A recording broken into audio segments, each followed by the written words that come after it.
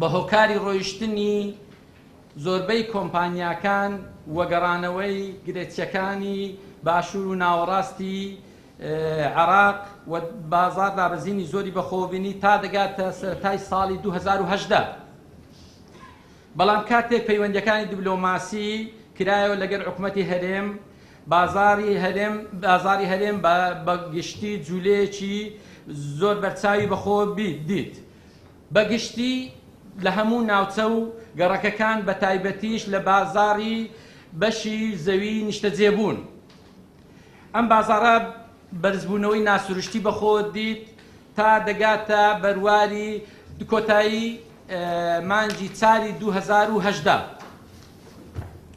پاشان جوولەی بازار کەمتر بووە، هەڵبژاردنەکانی عێراق دەستی پێکرد و پێکنەهێنانی حکوومەتی نوێی عێراق دڵەڕاوکەی بۆ خەڵکی عێراق دروست کرد.